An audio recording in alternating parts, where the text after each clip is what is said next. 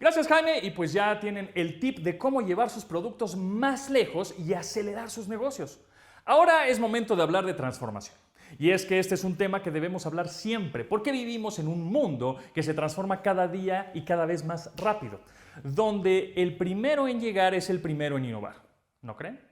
Así que para hablar más a fondo de este tema, llegó el momento de recibir a un former CEO y conferencista que cuenta con más de 25 años de experiencia en el manejo de empresas multinacionales en Latinoamérica desde todas sus perspectivas, comercial, administrativa y operacional. Jorge Saldívar nos acompaña hoy para hablar de liderazgo exponencial dentro de un contexto de transformación. Bienvenido, Jorge.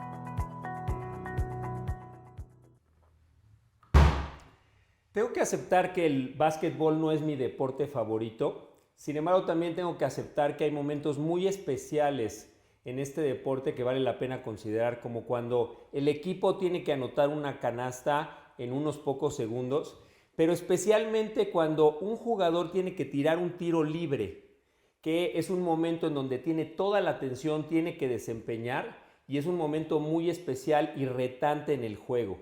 Y para esto me gustaría presentarles a un jugador que jugaba en los años 70 en el básquetbol, que se llamaba Rick Barry. A Rick Barry le decían el mago de los tiros libres. ¿Por qué? Pues porque tenía 90% de efectividad en los tiros, pero él tenía un estilo de tirar estos tiros muy especial y me gustaría que vieran un video para que pudieran ver este estilo.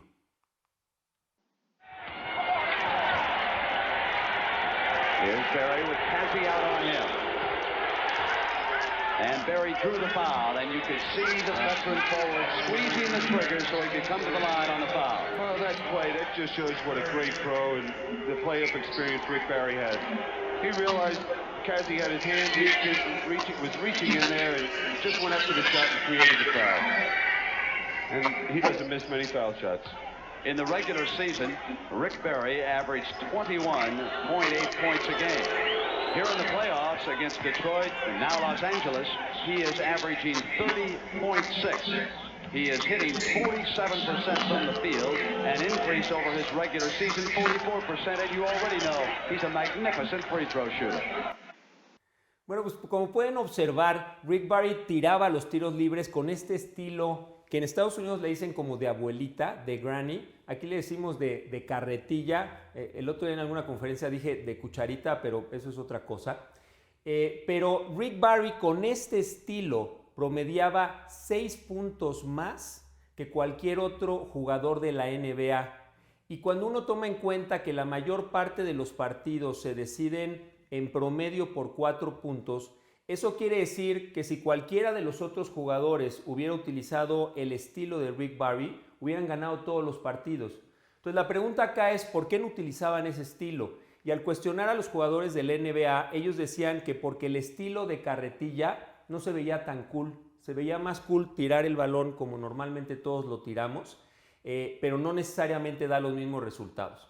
Entonces, ahora que vamos a hablar de liderazgo, ¿qué tiene que ver todo esto con nuestro tema? Bueno, pues básicamente que nosotros también durante muchos años hemos tenido disponible mucha información acerca del liderazgo que por alguna razón generalmente no usamos y a veces nos sigue costando trabajo en nuestras organizaciones articular el liderazgo de la manera en que nosotros quisiéramos. Entonces, vale la pena ver si tenemos que cambiar nuestra manera de pensar y no usar lo que se ve tan cool, sino a lo mejor lo más efectivo, y eso es un poco de lo que vamos a estar hablando en esta plática. Durante los siguientes 40 minutos más o menos podemos esperar esto de la conferencia. Vamos a hablar brevemente de la diferencia de la era lineal contra la era exponencial en las organizaciones. Vamos a estar analizando pensamientos de grandes líderes exponenciales que nos pueden dar ideas acerca de cómo articular nuestro liderazgo.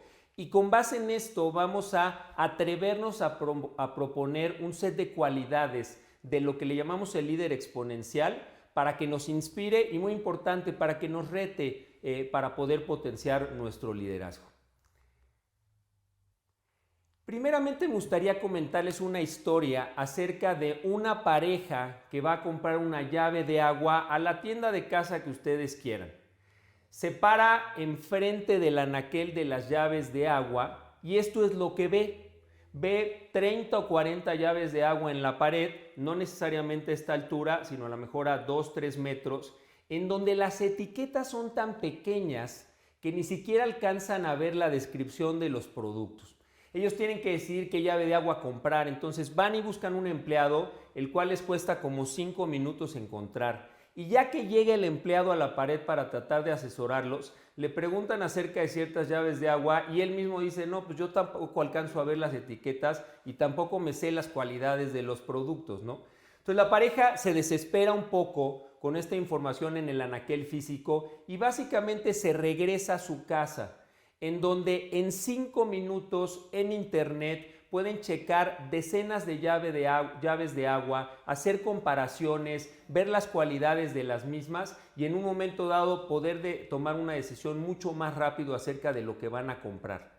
Hoy, después de la pandemia, la verdad es que toda la información que tenemos en internet se ha potenciado y la realidad es que lo que podemos checar en el punto de venta digital es mucho más rico que lo que vemos en el punto de venta físico y la realidad es que tenemos que ver cómo podemos poner al día tanto la parte física y complementarla con la digital para poder aprovechar la época exponencial. Entonces, no quiero tomar mucho tiempo para hacer estas comparaciones porque seguramente ustedes saben mucho más de esto inclusive que yo, pero vale la pena aterrizar este concepto en donde hace unos años vivíamos en lo que le llamo la era lineal.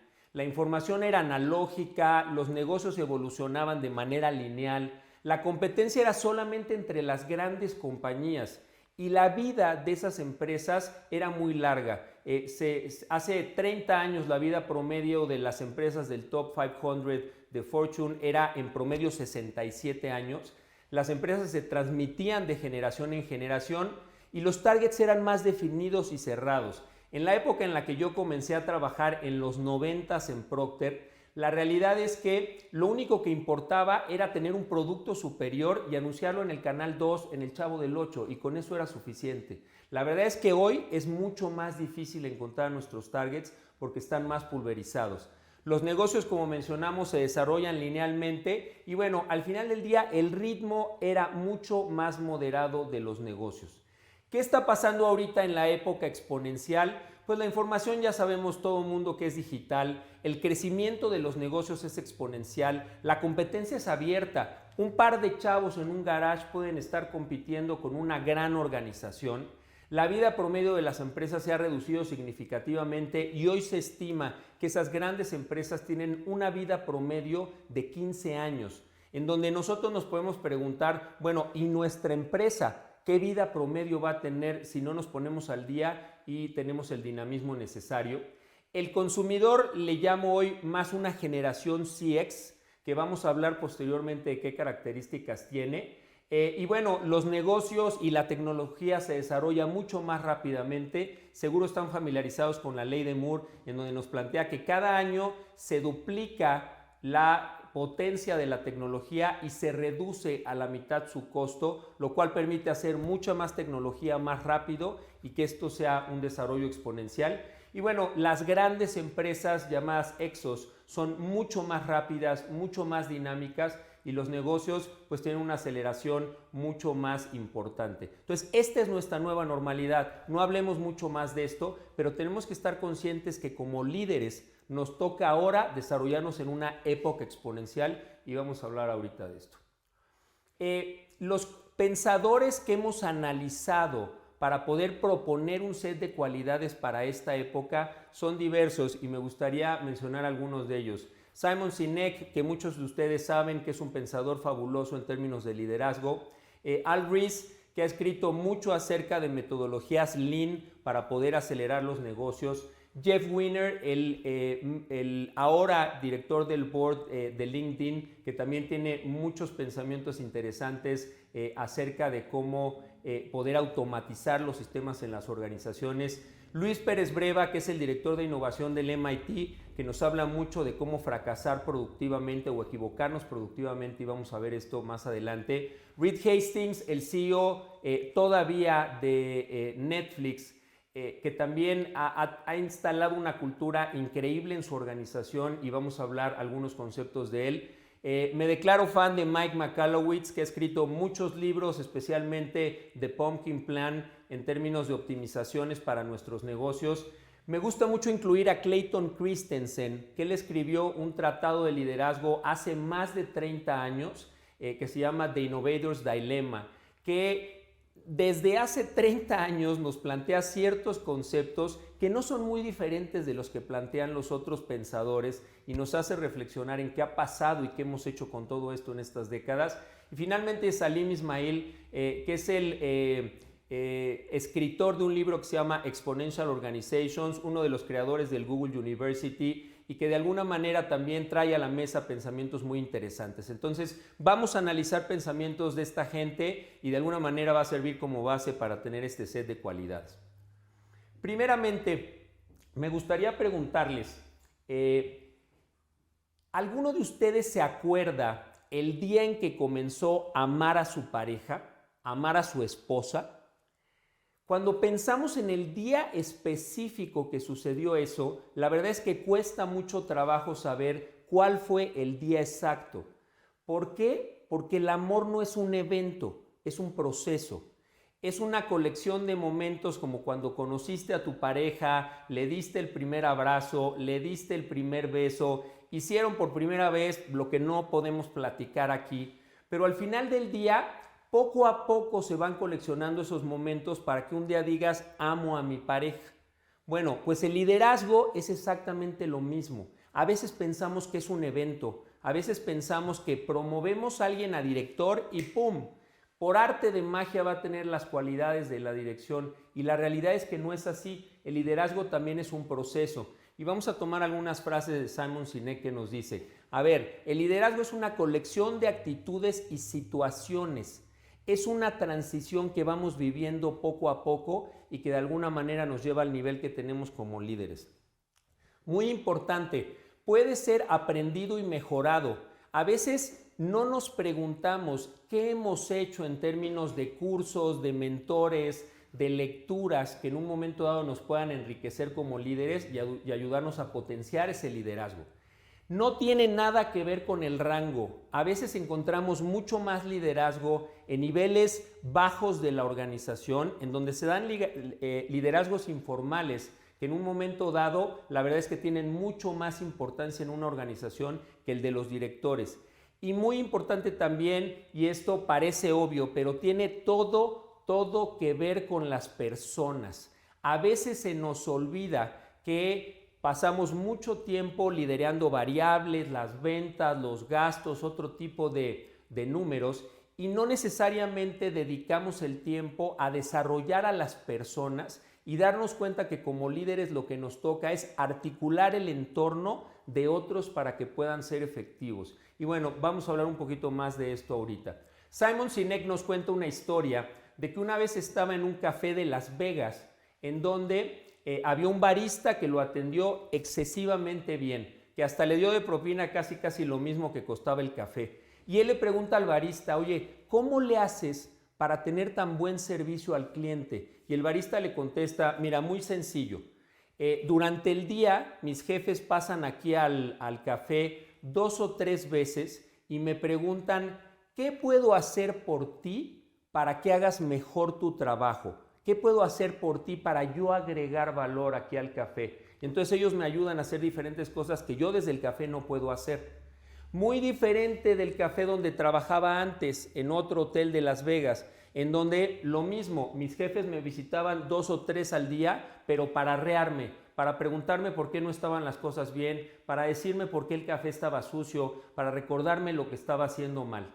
Entonces, básicamente lo que nos dice Simon Sinek es que esa es la diferencia del liderazgo. en donde tú como líder realmente lo que tienes que hacer es articular ese entorno y ayudar a la gente para que pueda desempeñarse mejor. En el liderazgo, la verdad es que también hay leyes. Y déjenme ponerles un ejemplo de otro tipo de leyes que regularmente aceptamos. Si yo suelto esta pluma, ¿qué va a pasar? Se va a caer. Si yo la vuelvo a soltar, ¿qué va a pasar? Se va a caer. Si la suelto 500 veces, ¿qué va a pasar? Se va a caer.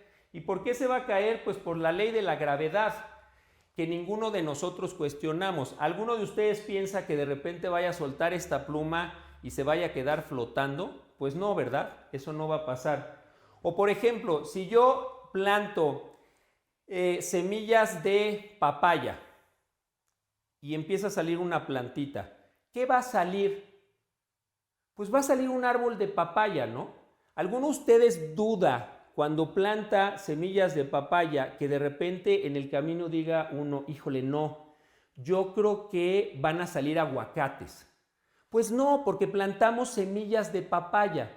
Entonces, ¿qué es lo que pasa? No cuestionamos las leyes físicas, es algo que aceptamos porque es simplemente la naturaleza. Pero en el liderazgo, ¿qué sucede? A veces pensamos que las cosas se dan por casualidad, ¿no? Los resultados de mi empresa no son los que quiero. Híjole, qué mala suerte, o qué mala onda, o qué casualidad que nos están pasando cosas malas. Y la verdad es que en el liderazgo también hay leyes que vamos a platicar un poco y déjenme proponerles algunas. Tu organización está diseñada para sus resultados. No es casualidad lo que te sucede en términos del desempeño de las variables. Y ese desempeño es efecto directo de tu organización. Muy importante, tus líderes son un espejo de tu liderazgo. Si hay algún líder que tú tengas como colaborador que no se esté desempeñando bien, voltéate a ver a ti mismo porque te estás viendo en un espejo y probablemente no estás articulando el liderazgo como debieras. También tu liderazgo es resultado de tu desarrollo. Pregúntate, ¿cuánto has invertido en ti durante los últimos años en términos de dedicarle tiempo y recursos a desarrollar tu liderazgo? Por ahí dicen que lo que te das a ti es lo que el universo te va a dar a ti. Entonces, si tú no desarrollas tu liderazgo, va a ser muy difícil que en un momento dado obtengas eso de parte de tus colaboradores. Y esto que lo dijo Clayton Christensen hace 30 años. El liderazgo es acerca del bus, como decía él, no solo de los pasajeros. ¿Qué quiere decir esto? A veces nos preocupamos demasiado por la forma en la que reclutamos a la gente. Y la verdad es que cualquier persona medianamente alineada con el perfil que necesitas para una posición debería de desempeñarse de acuerdo a lo que necesitas. Pero nos preocupamos más por el reclutamiento que por el entorno que les armamos en la compañía. ¿Cuántas veces no han escuchado a líderes o directores de compañías diciendo, contraté un gerente de ventas y no sirvió, y contraté a otro y tampoco sirvió, y lo volví a contratar y sigue sin servir? Y dice, no es posible que no encuentre a la persona correcta. Y aquí tú te preguntas, ¿es que no estás encontrando a la persona correcta o es que tu organización está escupiendo el liderazgo? Es que no lo está aceptando como debe y no estás permitiendo que los líderes se desarrollen. Muchas veces los mismos directores no aceptan, que no quieren traer al talento del nivel necesario porque los lleguen a opacar. Entonces, bueno, al final el liderazgo es acerca del bus, no solo de los pasajeros, y es algo que tenemos como idea hace muchos años y que tal vez no hemos sido capaces de ponerlo en práctica. Entonces, después de platicar de estos conceptos iniciales, permítanme ir ya a esta colección de cualidades que les vamos a proponer acerca de lo que pienso que un líder exponencial debería de tener en esta nueva época. Y vamos a comenzar platicando de una cualidad que es, nos toca ser cazadores de monstruos. Y no sé si alguno de ustedes recuerde la película original de Frankenstein de 1931.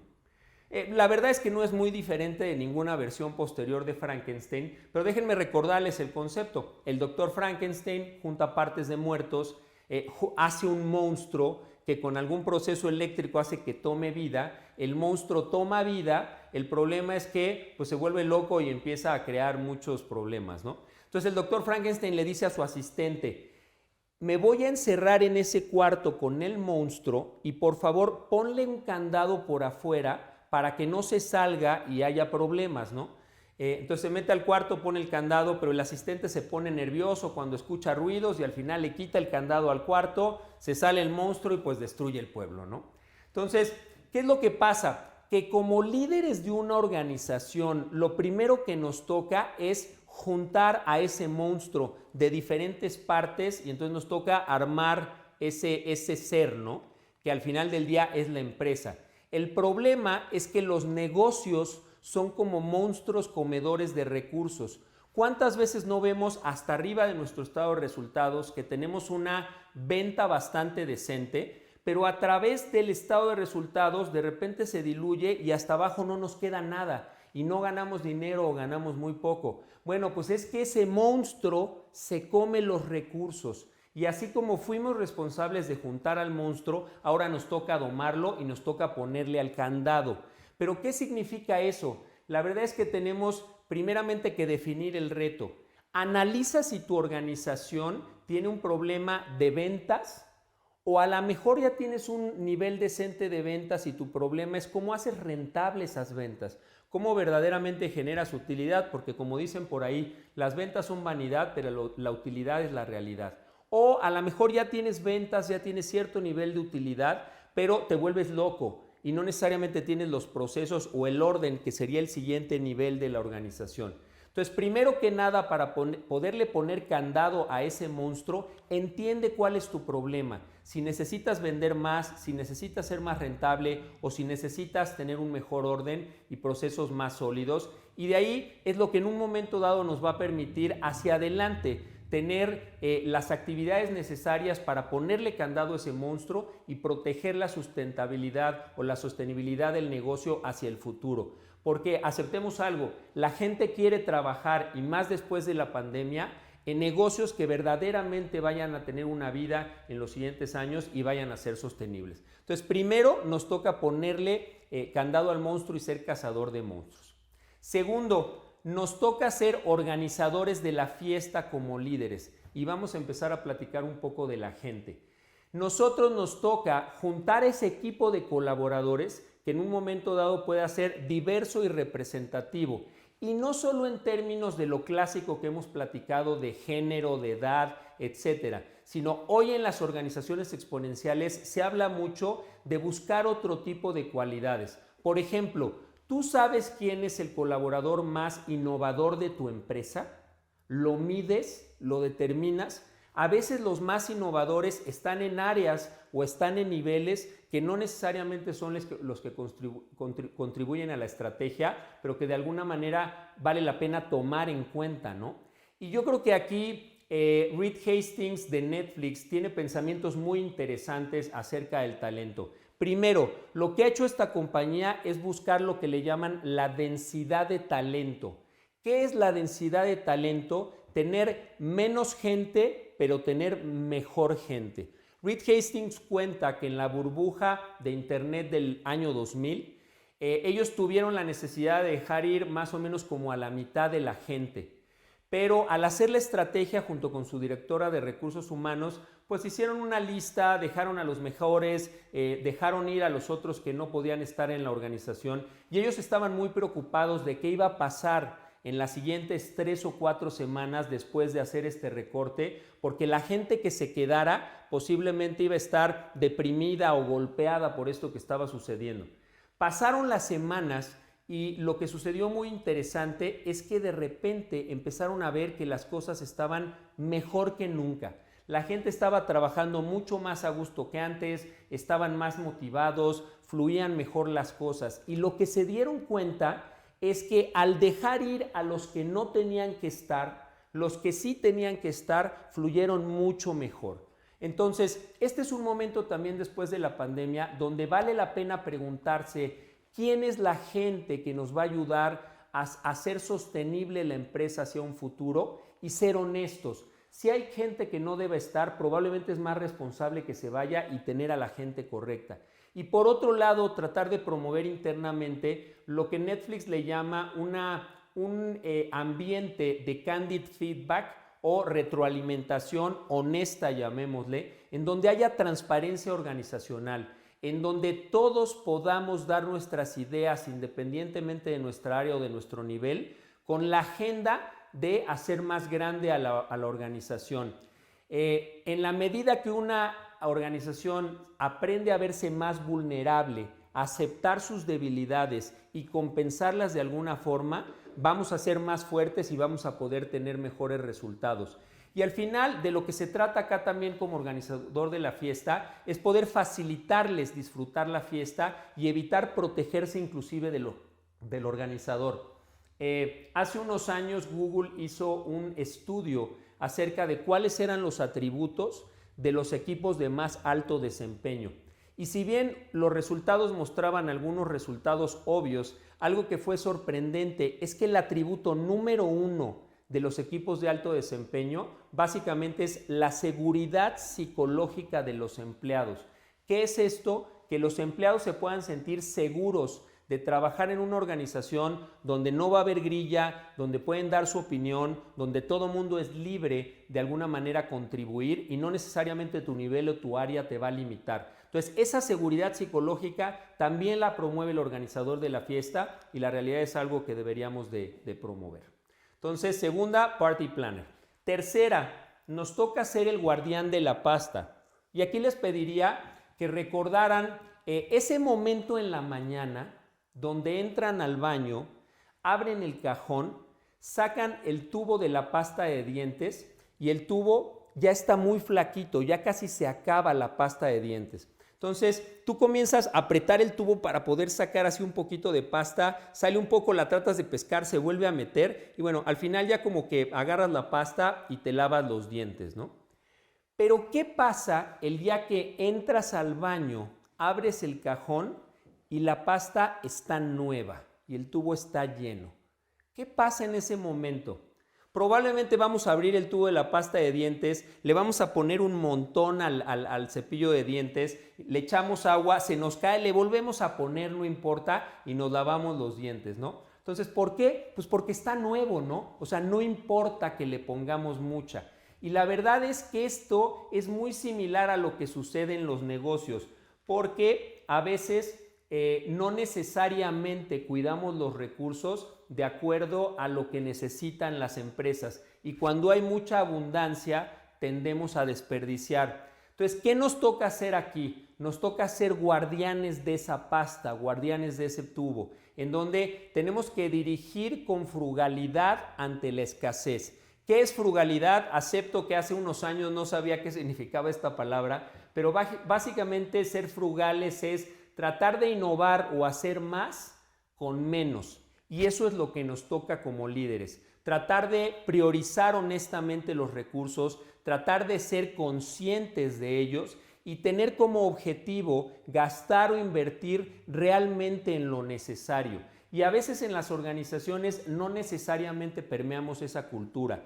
Recuerdo mucho una historia hace unos años en donde me tocaba viajar a algunos congresos y en donde la persona que me ayudaba a reservar los hoteles y los aviones, de repente yo le pregunté, oye, ¿ya tienes el hotel del congreso al que vamos a ir? Y me dice, sí, aquí está tu hotel. Y entonces veo la reservación y veo que es un hotel que costaba $800 la noche.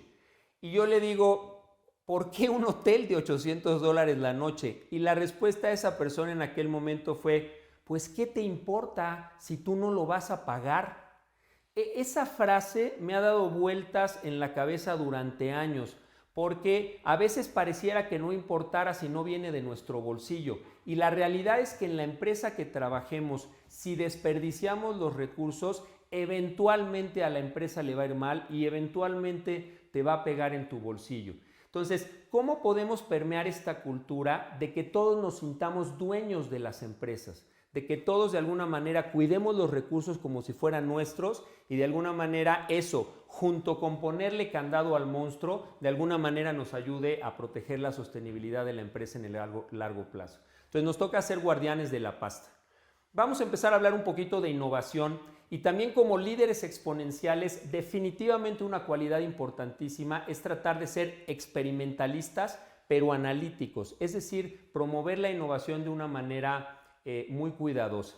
Primero, nos toca cuestionar el status quo todos los días. De alguna manera, a veces nos acostumbramos a hacer las cosas como siempre se han hecho y no necesariamente hay un champion de la innovación radical. Y sí es muy importante esta frase de que sea innovación radical, porque las empresas somos muy buenas para la mejora continua. Somos muy buenos para mejorar lo que ya estamos haciendo, pero a veces nos cuesta trabajo encontrar cosas verdaderamente diferentes que potencien significativamente los resultados. Nos toca impulsar ideas, prototipos y experimentos, las técnicas más modernas de innovación como el design thinking, a lo que nos impulsan es a experimentar, a tener ideas, a probarlas de manera rápida y barata para poder ver sus resultados y develar lo que realmente va a funcionar. Y aquí me gustaría mencionar a Luis Pérez Breva, el director de innovación del MIT, en donde él dice, a ver, todo lo que leemos últimamente nos habla de que deberíamos de dar permiso de fracasar o darnos permiso de fracasar. Pero él dice que fracasar es invertir recursos en una idea que no está probada que va a funcionar. Y él propone algo diferente. Él propone que aprendamos a equivocarnos productivamente. ¿Qué es equivocarnos productivamente? Tener muchas ideas, hacer prototipos y experimentos rápidos y baratos que nos permitan rápidamente develar cuáles son las ideas que verdaderamente tienen potencial de ser grandes y que solo en esas invirtamos recursos para evitar el desperdicio. Entonces, sí hace una diferenciación entre la equivocación productiva y lo que es el fracaso que muchas veces escuchamos en algunos artículos o documentos. Y al final, establecer un proceso de innovación radical que siguiendo este proceso nos permita develar insights e ideas mucho más poderosas que nos ayuden realmente a potenciar nuestros negocios. Entonces, sí nos toca ser los champions de la innovación a través de experimentar, pero de una manera muy analítica. Siguiente cualidad, y volvemos a hablar de las personas, que es inevitable que sea un tema muy importante, nos toca ser obsesivos por las personas y en dos sentidos diferentes. Primeramente, nos toca ser responsables del entorno de nuestros colaboradores. Simon Sinek también habla de un CEO al que le preguntan, ¿de qué eres responsable en tu empresa? Y el CEO de manera muy elegante dice, pues yo soy responsable principalmente del servicio al cliente, ¿no? Entonces Simon Sinek voltea y le pregunta, oye, pero ¿cuántas veces a la semana ves al cliente, no? Es más, ¿cuántas veces al mes ves a un cliente? Y el CEO le dice, no, pues la verdad es que casi ninguna. Entonces, ¿cómo puedes ser responsable del servicio al cliente? Tal vez eres responsable del entorno de tus líderes que tienen a otros líderes, que tienen a otros líderes, que tienen a otros líderes, que a lo mejor ellos sí ven al cliente. Entonces, realmente pareciera que somos responsables de crear un entorno para nuestros líderes, porque no necesariamente somos nosotros los que ejecutamos el negocio. Y muchas veces nos la pasamos como líderes persiguiendo variables, creyendo que nosotros somos responsables de ellas, como las ventas, los costos, los gastos, etcétera, ¿no? Entonces, pensemos que realmente lo que tenemos a nuestro alcance es el entorno, no necesariamente las variables. Y por otro lado, también tenemos que ser súper empáticos con el cliente, entendiendo el Customer Journey y Customer Insights que verdaderamente hagan la diferencia. ¿Por qué? Porque a veces no hablamos ni con los clientes. ¿Cuándo fue la última vez, pregúntate, que pasaste una hora hablando con un cliente de manera más profunda? Yo me entrené en una época de research más cuantitativo, que sigue siendo tremendamente válido. Pero hoy en día también las técnicas más modernas de innovación nos plantean que tenemos que tener pocos contactos cualitativos, pero muy profundos con los clientes para poder rascar los insights que van a hacer la diferencia en nuestro negocio, ¿no? Entonces, al final, los clientes y la organización son la causa y el efecto son los resultados. Entonces preguntémonos qué tanto tiempo y recursos estamos invirtiendo en esa gente que son los clientes y nuestros colaboradores para poder lograr esto. Y para esto me gustaría compartirles un video, que es un video interno de un cliente que nos permite enseñarlo, que básicamente lo que nos plantea es esta nueva generación de consumidores y la forma diferente en la que tenemos que entenderlos para poder potenciar los resultados de nuestros negocios. Entonces vamos a ver el video. Did you hear that? That's the balance of power changing. We are your neighbors, your brothers and sisters, co-workers, kids, your grandmothers. We're the driver sitting at the red light next to you, the other passengers on the plane. And now we have the power. It used to be Madison Avenue, census data, focus groups, secret shoppers. It used to be jingles, endorsements, infomercials, coupons. It used to be the customer is always right, said those who didn't listen. But that was yesterday. Today we found our voice. We are strangers, but we are organized. We won't wait for your big data. We want whatever, whenever, wherever. 9 to 5. We live 24 hours a day. We are a moving target. We move fast. We are a movement. We are cutting cords, changing the way things work. Status quo, status no. We brought down the taxi industry, but we are not the enemy. We are your opportunity. We are growing, getting better at getting better. We are your path to success, if you can keep up with us. We'll be on the winning team because we'll pick the winners. We are not millennials. We are families with more Facebook followers than you. We are not baby boomers. We are grandmothers who order Christmas gifts from a touchscreen. Gen X. Gen Y? No. We are Generation CX. And you can be too, if you listen to us. Create for us. Join us. Generation CX.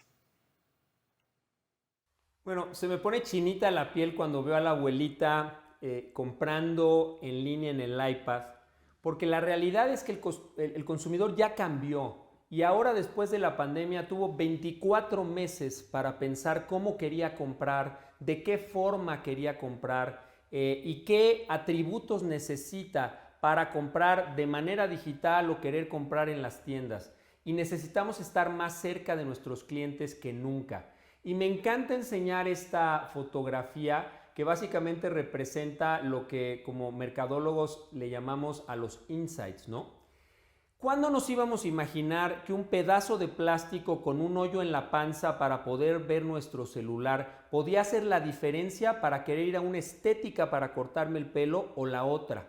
Entonces, este tipo de insights no salen en el research cuantitativo. Las encuestas a veces son muy superficiales. Necesitamos estar cerca y hablar con nuestros clientes para poder develar este tipo de insights y que en un momento dado encontremos qué hacer para que nuestros negocios sigan siendo relevantes después de todo el tiempo que ha tenido el consumidor y los clientes para pensar qué necesitan de nuestros negocios. Siguiente cualidad, nos toca ser agricultor de calabazas. Y aquí voy a tocar y a mencionar un poco a Mike Michalowicz, que otra vez me declaro fan. Él ha escrito varios libros de negocios, pero en este libro que se llama The Pumpkin Plan nos plantea un concepto muy interesante, que es, él era un obsesivo de cómo crecían estas calabazas gigantes que encontramos principalmente en muchos huertos de Estados Unidos y la gente se toma fotos con ellas, etcétera. ¿Cómo hacían los agricultores para crecer estas calabazas? Entonces se puso a analizar el proceso y se dio cuenta que no era muy complicado. Era encontrar las semillas correctas, plantarlas en el lugar correcto, regarlas, agua, esperar a que crecieran un poco y de repente ya tenías muchas plantitas de calabazas, pero de repente hay unas plantas que empiezan a despuntar y empiezan a hacerse más grandes y hay otras que se quedan más chiquitas. El paso más importante para crecer estas calabazas es que las plantitas chiquitas que se quedan no al tamaño correcto, hay que arrancarlas y tirarlas a la basura y dejar solamente las que despuntan. Más agua, cuidado, sol, la tierra correcta y otra vez van a crecer unas más y se van a quedar otras más chiquitas. Volver a arrancar las chiquitas y tirarlas a la basura. para que al final solo se quedaran aquellas plantas que tenían potencial de generar calabazas que iban a crecer a tamaño colosal y que de alguna manera se iban a convertir en este tipo de calabazas. Y lo que hizo Mike fue llevar estos principios al mundo de los negocios. Entonces, primero, hay que tratar nuestros negocios como si fueran huertos. Identificar qué clientes agregan valor, qué clientes son nuestros mejores clientes, que regularmente son pocos. Y tratar de darles seguimiento, seguimiento y seguimiento. Hay que tratar diferente a los clientes débiles. Esas plantitas que se quedan más chiquitas, esos clientes que se quedan más chiquitos, una de dos, o los despides y no les vendes o tratas de dedicarles el tiempo correcto en proporción, porque lo que pasa con nuestros clientes chicos es que regularmente representan muchos clientes, una porción muy pequeña de nuestro negocio, pero son los que más problemas te dan, más tiempo te requieren, menos te pagan. Entonces hay que estar seguros que les dediquemos solamente el tiempo correcto en proporción y lo que resta de tiempo dedicárselo a los clientes grandes, que regularmente pueden crecer más o inclusive los podemos clonar para dirigir a nuestras áreas de ventas, atraer ese tipo de clientes que van a ser más rentables para nosotros. Entonces, al final es enfocar atención en los clientes clave, ver a esos clientes mantenerse, clonarse y crecer a tamaño colosal de la misma manera en la que hacen los agricultores de calabazas. Entonces, nos toca ser también agricultores de calabazas para eficientar a nuestras organizaciones. Y vamos avanzando hacia el final de las cualidades. Nos toca tener un hipercoraje y ser muy optimistas. Ustedes saben que en el mundo de los negocios, en el mundo del emprendimiento, la realidad es que muchas veces vamos a encontrar obstáculos en donde a veces pensamos que ya es momento de tirar la toalla. Y los negocios que llegan a ser exitosos, la realidad probablemente fueron aquellos líderes que fueron lo suficientemente resilientes para ver los problemas, pivotear, encontrar una solución diferente y tratar de echar para adelante el concepto del negocio que realmente vaya a funcionar. Entonces, primero, necesitamos mucho valor para reimaginar el negocio. Lo más fácil es mantener lo que estamos haciendo y estar en el status quo, pero la realidad es que tenemos que ser valerosos para tratar de hacer algo diferente. Segundo, estar listos para tener ideas y contratar gente que inclusive nos ponga en riesgo de ser despedidos o despedirse. ¿Qué quiere decir esto? Contraten gente y tengan proyectos que los pongan nerviosos. Si la gente que contratas no te pone nervioso, la verdad mejor no los contrates, porque a veces buscamos gente que podamos controlar, gente que no necesariamente opine y cambie las cosas, y eso es precisamente lo que necesitas, ¿no? Entonces, piensa cuando estás entrevistando si esa persona te pone nervioso y si realmente tiene el potencial para cambiar a la organización. Lo mismo los proyectos. Hacer proyectos simplemente de mejora continua no es suficiente. Tengan ideas y pruébenlas que verdaderamente los pongan nerviosos, porque esas ideas son las únicas que van a tener potencial para crecer exponencialmente tu negocio. Algo que dijo también Clayton Christensen hace 30 años. Hay que tener coraje para adaptar 3 cosas que puedan generar la innovación en una organización. Primero, tienes que adaptar los recursos, los procesos y la cultura para que acepten la innovación. De nada sirve tener buenas ideas si al final del día esas ideas las vamos a matar nosotros mismos por no tener alineadas estas 3 cosas: recursos, procesos y cultura. También es muy importante ser ágiles para sistematizar y no ser indispensables como líderes. Aquí Jeff Weiner tiene un pensamiento muy interesante acerca de que todo se puede sistematizar, porque a veces pensamos que somos indispensables y que nosotros mismos tenemos que hacer todo. Él dice, a ver, seguramente todos nos hemos subido a un avión, ¿no? Y en el asiento de enfrente, en la bolsita que está ahí, hay varias cosas, ¿no? O sea, entre ellas la bolsa para vomitar y la revista, pero también hay una hojita, carta, que básicamente es el resumen en una hoja para cómo sobrevivir en un accidente aéreo. Entonces él dice, si la compañía fue capaz o las aerolíneas fueron capaces de resumir en una hoja carta cómo sobrevivir en una situación de ese nivel, cualquier cosa se puede sistematizar, no te engañes. Si tú piensas que eres indispensable y que solo tú puedes hacer las cosas, la verdad es que probablemente estés teniendo un costo de oportunidad muy alto por dedicar tiempo a cosas que tú no tendrías que estar haciendo y que se pueden sistematizar a través de procesos o a través de tecnología y en un momento dado hacer más fácil la operación de la organización.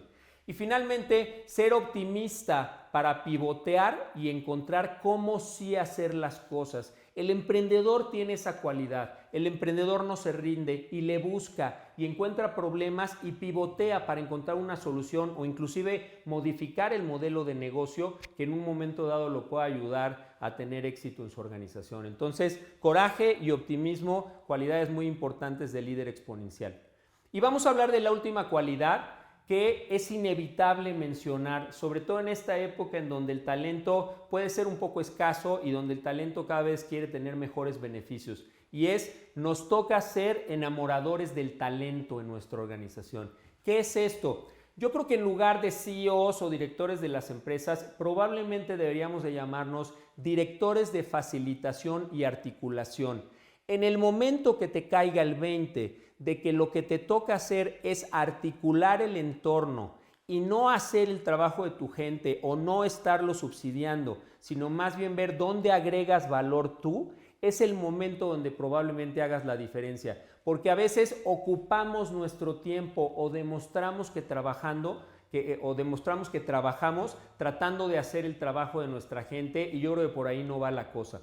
Hay que definir el por qué, como dice Simon Sinek, no solo el qué o solo el cómo. A veces nuestras organizaciones se enfocan demasiado en qué vendemos y cómo lo vendemos, pero yo creo que hoy ese propósito de las empresas tiende a ser mucho más importante. Hay estudios que demuestran que los millennials están aproximadamente 60% de ellos dispuestos a pagar más por un producto que tenga un propósito que tenga que ver con cuidar el ambiente, con cuidar el planeta, con alguna responsabilidad social. Entonces, esto ya no es nada más algo humanista, sino que se puede traducir verdaderamente en hacer más rentables y poder cobrar más por nuestros productos.